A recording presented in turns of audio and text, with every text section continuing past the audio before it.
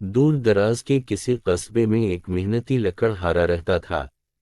وہ دن بھر قریبی جنگل میں لکڑیاں کاٹتا اور شام ہوتے ہی وہ لکڑیاں قصبے کے بازار میں بیچ آتا ہے۔ ان لکڑیوں کے بدلے اسے جتنے پیسے ملتے وہ بہت زیادہ تو نہ ہوتے تھے، مگر سادہ مزاج لکڑہارے اور اس کی بیوی کی گزر بسر کے لیے کافی تھے۔ لکڑہارے کے ہاں کوئی اولاد نہیں تھی۔ گھر کا سونا پن دور کرنے اور اپنی بیوی کا دل بہلانے کے لیے اس نے ایک طوطا پال رکھا تھا۔ طوطے کی ٹیں ٹیں اور بول چال چھوٹے سے گھر میں رونق لگائے رکھتی تھی۔ اس طوطے کی ایک خاص بات یہ تھی کہ اس کے پروں میں دو چمکتے ہوئے سنہرے پر بھی تھے۔ ان پروں کی چمک اتنی تھی کہ وہ سونے کے معلوم ہوتے تھے۔ سارے قصبے میں لکڑہارے کے اس طوطے کی دھوم تھی۔ بہت سے لوگوں نے لکڑہارے اور اس کی بیوی سے اس طوطے کو منہ مانگے داموں میں خریدنے کی خواہش کا اظہار کیا، مگر دونوں میاں بیوی اس طوطے کو اپنی اولاد کی طرح پیار کرتے تھے، اس لیے انہوں نے طوطے کو فروخت کرنے سے صاف انکار کر دیا۔ اس قصبے میں رحمو نام کا ایک لڑکا بھی رہتا تھا، جو قصبے کے واحد حلوائی کا اکلوتا مگر نکما بیٹا تھا۔ حلوائی کی شدید خواہش تھی کہ رحمو کاروبار میں اس کا ہاتھ بٹائے، مگر رحمو کا کام دن بھر شیخیاں بگھارنا اور جادوئی کہانیاں پڑھنا تھا۔ اس نے جانے کہاں سے سن لیا کہ لکڑہارے کا طوطا کوئی عام طوطا نہیں ہے، بلکہ یہ ایک جادوئی طوطا ہے۔ اس کے دونوں سنہرے پروں کو روشنائی میں ڈبو کر جو بھی لکھا جائے گا وہ سچ ہو جائے گا۔ وہ لکڑہارے اور اس کی بیوی کے پیچھے پڑ گیا کہ وہ کسی نہ کسی طرح طوطا اس کے ہاتھ فروخت کر دیں، مگر دونوں نے ہمیشہ کی طرح اس بار بھی صاف انکار کر دیا۔ ان کے اس حد درجہ انکار نے رحمو کا شک یقین میں بدل دیا کہ ہو نہ ہو یہ طوطا جادوئی طوطا ہے۔ رحمو طوطا حاصل کرنے کے لیے دن بھر مختلف منصوبے بناتا رہتا تھا۔ بہت سوچ بچار کے بعد وہ اس نتیجے پر پہنچا کہ اس طوطے کو چرائے بغیر کوئی چارہ نہیں۔ لکڑہارے کے گھر کی دیوار زیادہ اونچی نہیں تھی۔ رحمو کے خیال میں رات کے اندھیرے میں وہ آسانی سے اس دیوار کو پھلانگ کر طوطے کا پنجرہ اٹھا کے لا سکتا تھا۔ ایک رات جب سب گہری نیند سو رہے تھے، رحمو اپنے گھر سے نکلا۔ وہ احتیاط سے چلتا ہوا لکڑہارے کے گھر جا پہنچا۔ آگے پیچھے نظر دوڑا کر وہ دیوار پر چڑھ گیا، مگر جب دوسری طرف اترنا چاہا تو ایک دم اس کا پاؤں پھسلا اور زوردار آواز کے ساتھ صحن میں جا گرا۔ لکڑہارا صحن میں بچھی ہوئی چارپائی پر سو رہا تھا۔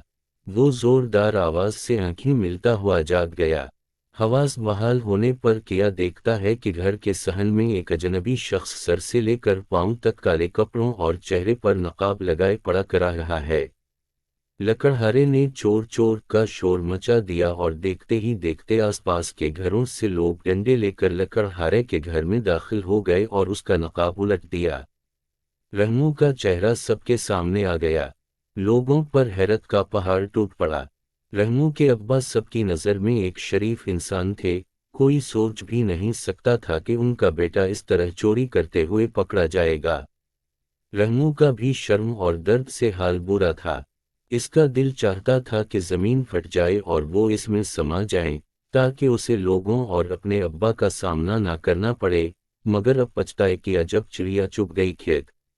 اس کے والد کو گھر سے بلوایا گیا۔ وہ آئے اور غصے میں لگے اس کو مارنے پیٹنے۔ بڑی مشکل سے قصبے والوں نے رحمو کو بچایا۔ سب اس کی اس گھٹیا حرکت کی وجہ جاننا چاہتے تھے۔ پہلے تو ندامت کے مارے رحمو کی آواز نہ نکلی، مگر جب لوگوں کا دباؤ بڑھا تو ناچار اس نے اپنا منہ کھولا اور اپنی بے وقوفی کا سارا ماجرا قصبے والوں کو سنا ڈالا۔ اس کی بات سن کر کچھ لوگ تو قہقہہ لگا کر ہنس پڑے اور رحمو کا مذاق اڑانے لگے، جبکہ کچھ لوگ جواب بھی بھوت پریت اور جادو ٹونے کو حقیقت مانتے تھے، وہ اس بات کو آزمانے کا مشورہ دینے لگے۔ لکڑہارا اور اس کی بیوی اس بات کے سختی سے مخالف تھے، کیونکہ اس سے ان کے طوطے کو تکلیف پہنچتی، مگر جب سب کا اصرار بہت بڑھا تو انہیں بھی اجازت دینا پڑی۔ طوطے کی ٹیں ٹیں کی پرواہ نہ کرتے ہوئے اس کے دونوں سنہرے پروں کو کتر دیا گیا۔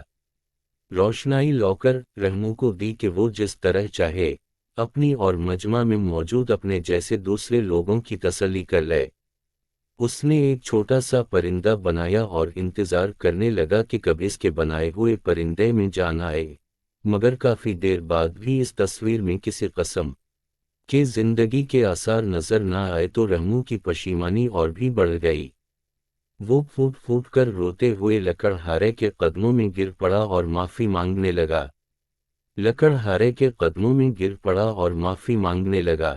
لکڑہارے نے اسے اٹھا کر گلے سے لگا کر کہا کہ بیٹا، میری ایک بات ہمیشہ یاد رکھ، الف جادو انسان کے اندر ہوتا ہے اور وہ ہے محنت کا جادو۔ اپنے بازوؤں کے زور پر حاصل کی گئی دولت چاہے جتنی بھی کم ہو، مگر اس میں برکت اور سکون دنیا کے کسی بھی خزانے سے زیادہ ہوتا ہے۔ لکڑہارے کی باتوں نے رحمو کی آنکھیں کھول دیں۔ وہ آگے بڑھ کر اپنے والد کے گلے لگ گیا اور ان سے معافی مانگ کر اس نے آئندہ ان کا دست و بازو بننے کا عہد کیا اور محنت سے روزی کمانے لگا اور محنت کو اپنی زندگی کا سب سے بڑا اصول بنا لیا۔